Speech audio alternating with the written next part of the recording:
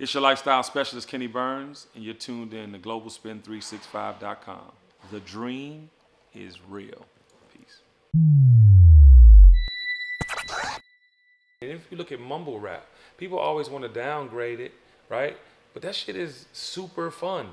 Now, topically, I'm not with the drugs and the drugs where you can't function. You know what I mean? A lot of these motherfuckers are functioning crackheads. They function in crackheads. But at the same time, if you look at like Migos, if you broke down Migos, the cadences and melodies they use, this shit is genius. But then you got to give credit to like, you know, if you're looking at like Rich Homie Quan, like all them little dudes that was coming up like under Jeezy and really under Future, because Future really opened the door for it to really flourish. See, so drug culture is hip hop culture. Let's keep it 1,000. It always has been. Always has been. And through the history of music, it's always been tied to drugs. I mean, music has been tied to drugs. At hip hop, there were phases where motherfuckers didn't understand generations. What I remember about my generation, we were so culturally conscious, but they'd be like, why y'all wearing y'all pants so big? What is up with this high top fade? I was in the basketball game, my son's game yesterday, and everybody has dreads. Has a form of dreads. If it's not a dread, it's that spongy thing that makes the little dread. I mean, you know what I'm saying? Which is dope.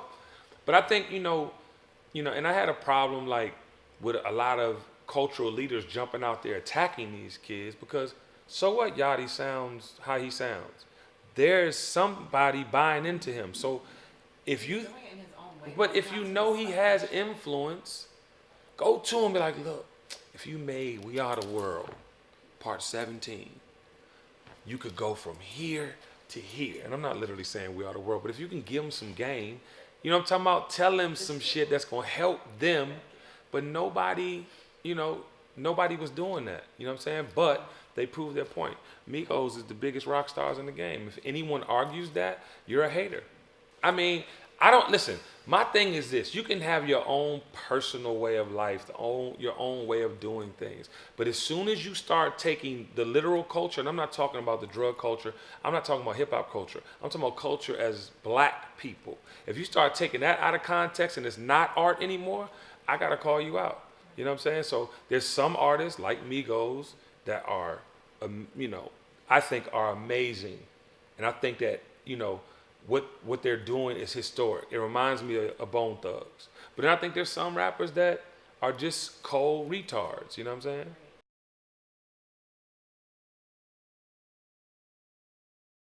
But you know what's funny about the word culture vulture too? You got to put that in perspective. When we started hip hop, it was a black thing. Hip hop is not a black thing anymore.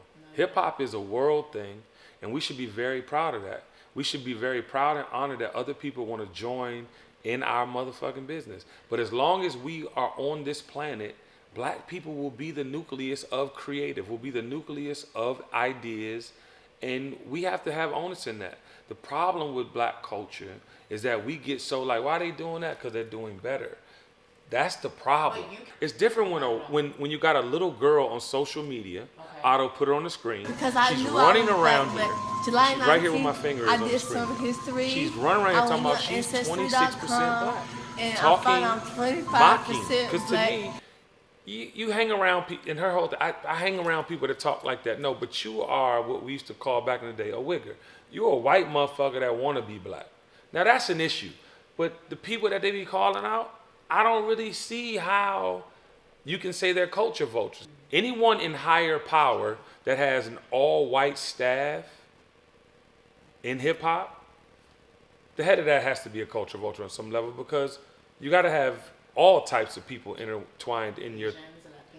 Right, because it's bigger than, like I said, it's a world thing now. But at the end of the day, man, you can't be knocking, and I'm using Justin Bieber as an example because he wears what he likes. He does...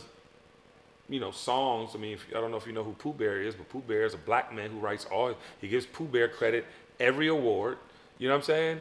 So, but listen, and let's talk about race for 2 seconds. Like, at the end of the day, this is the most racial time in America since the fucking 60s.